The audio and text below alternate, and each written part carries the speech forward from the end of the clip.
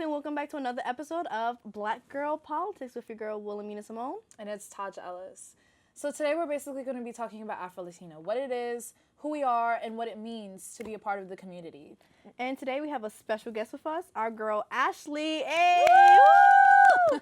So Ashley, tell us a little bit about yourself and why you're here, I guess. Well, my name is Ashley Wells. I'm from the Upper West Side, and I'm Dominican. I identify as Afro-Latina. Yeah, so Afro-Latina is a big thing in the media right now. People are taking on that title, doing their research on it. It's actually like, if you want to consider it like a movement, especially with the Black movement. So we're going to discuss some of the things about being an Afro-Latina, what it is, and all the things in between. And right now we're just going to talk about like a brief history of what it means to be an Afro-Latina. So why do you identify as such? I identify as Afro-Latina because, as it is obvious, I have, like tan skin. Under this head wrap, I have kinky, curly hair, and basically I have a bunch of features that allow me to identify as like a Black woman, except that my culture and like where I come from, I'm Latina. Yeah. So what is an Afro-Latina, like in the grand scheme of things? An Afro-Latina is a person who is Latino but is from like a large African descent, and you can see that through like their genetics and their features. I know I always get mistaken as Dominican.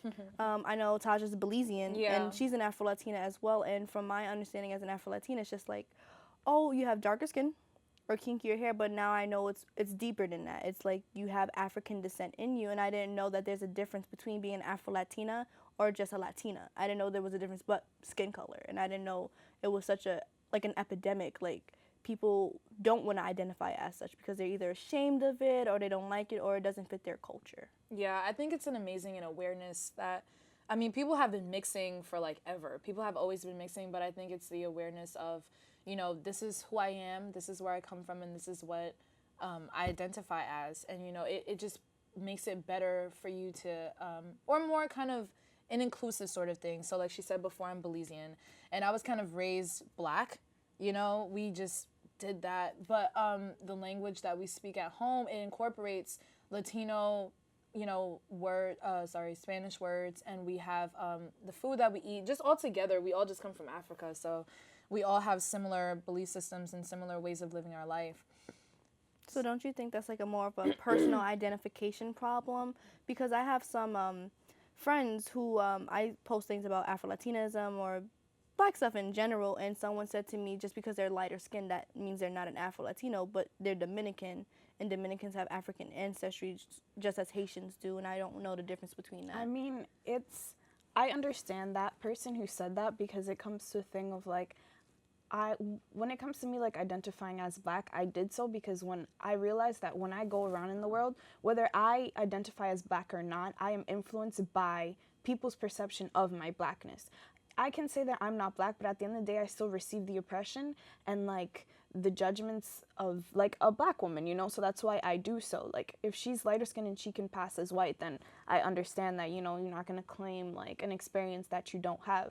However, for people who that does apply more so to and still don't identify as it, I think that it's just important for self-awareness and for identity and for who you are. Because as I said before, at the end of the day, like whether you identify as it or not, you're still going to be oppressed, like according to how people perceive you. You know what I'm saying? So is identification more personal, or is it more subjective to how people see you? I think in today's society, personal identification is relatively, I don't want to say new, but even like censuses and that they had before, back in the day, Mexicans were considered white, and there were only two categories. You were either Black or white, and so, or Indian, or whatever it is. So it's actually relatively new that people can pick and choose what they identify as, because there used to be people that used to come by and be like, well, you look this way, the one drop rule and everything like that. So it's like, if it's a little bit is too much, like you always say, a little bit of Black is enough, it's really enough. So I think the personal identification, it's honestly, it takes a lot for you to see what's happening around you and to take that and incorporate that in what's happening in yourself. Because I can say, oh my God, like, if I wanted to identify as white per se, if like Rachel Dolezal, like the opposite, like the opposite. If I were to do something like that, it would just, it just, a lot of words. No, I completely understand because I always get mistaken as a Latina, and I'm like, I don't speak Spanish. I have no Spanish blood, no Hispanic in my family that I know of, at least. That I know of, at least.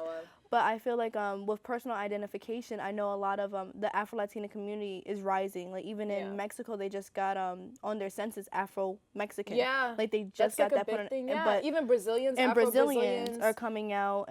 Dominicans are just now coming out. Like Monica Muse, shout out to her, because that's how I found about Afro-Latinas, because she's darker and she doesn't look Latina. And they're like, oh, you're not Latina, you're black. Stop speaking Spanish. How do you learn to speak Spanish?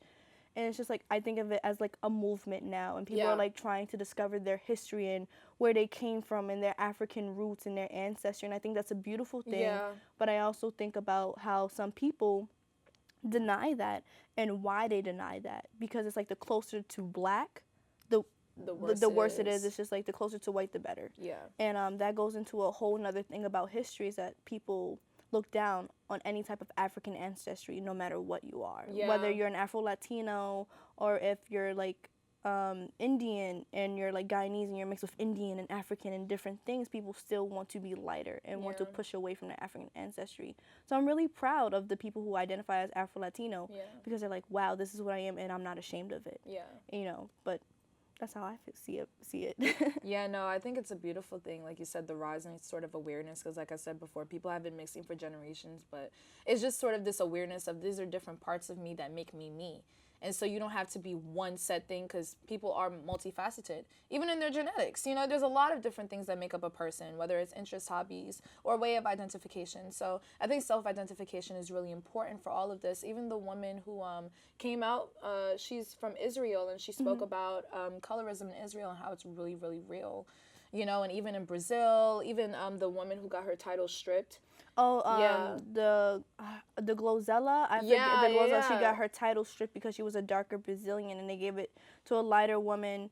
And there was a whole thing about that. If you guys want to look it up, I'll leave the link in the description for you guys to look into some of these articles, because the struggles out here is real, especially for color.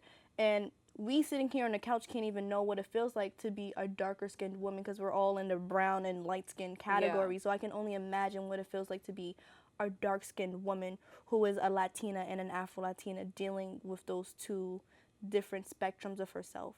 And those things are different.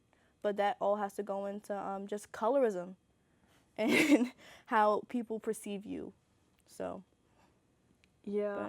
I mean, another thing that I would say contributes to it is just people not knowing, like, the difference between things. You know what I'm saying? People not understanding that your race and your culture are two completely different things. And especially because here in America there is such thing as black culture, which is just African culture, like Americanized and like out of assimilation and stuff like that. But people don't understand that, like, to be black doesn't mean that you can't like speak Spanish and you can't like do all those things. You know what I'm saying? Like, you're a black woman and I'm a black woman, but like it's just our cultures are different. You know? It's like you have to be put in this one set box of being black. It's either you're black or you're not.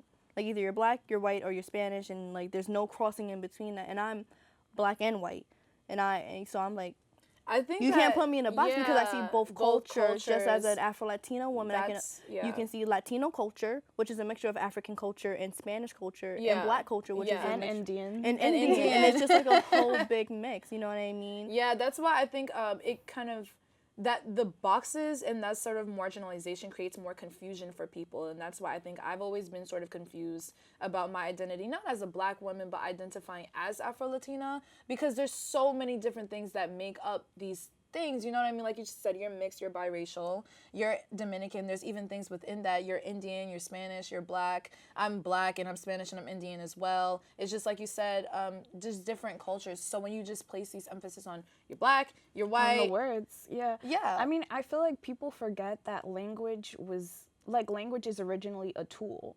We don't have to change ourselves to accommodate for language. We change language to accommodate for ourselves.